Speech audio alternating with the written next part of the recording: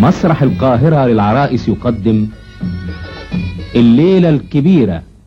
أكيد شفتوا المقدمة دي قبل كده، أو يمكن سمعتوا صوتها من أوضة تانية وسبتوا اللي في إيديكوا وقفتوا تضحكوا من غير ما تاخدوا بالكوا.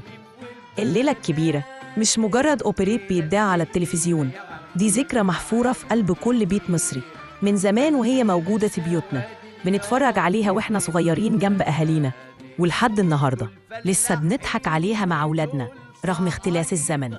لسه سحرها زي ما هو. أول ما نسمع صوت العرايس والمولد والمنشد بنرجع بلحظة لطفولتنا، لأيام كنا قاعدين حوالين التلفزيون، دشكة من هنا وهتاس من هناك.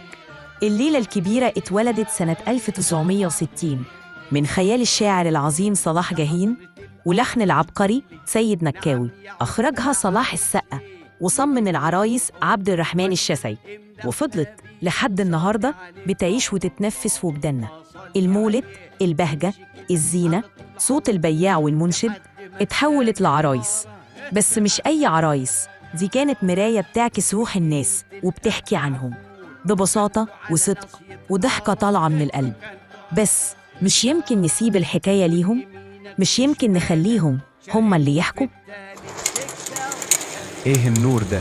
احنا طلعنا من الستارة ولا دخلنا في حلم؟ حلم ايه بس؟ دي الليلة الكبيرة، بس متحولة لحاجة تتحط وتتقعد عليها. والليلة الكبيرة لسه عايشة، بس المرة دي حوالينا مش على المسرح.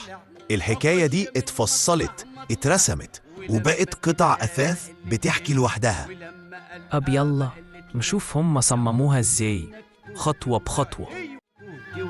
ايوه دي وصفه هايله، دي وصفه سهله، دي وصفه هايله، دي وصفه سهله. مع السلامه، مع السلامه يا ابو عمه ميله، مع السلامه يا ابو عمه، مع السلامه يا ابو عمه ميله، مع السلامه يا ابو عمه.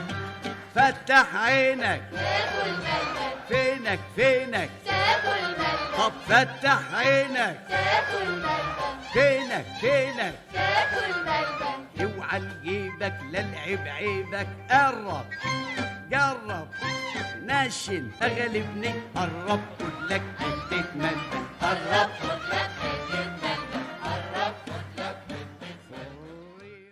الليلة الكبيرة كل حكاية ليها خيط.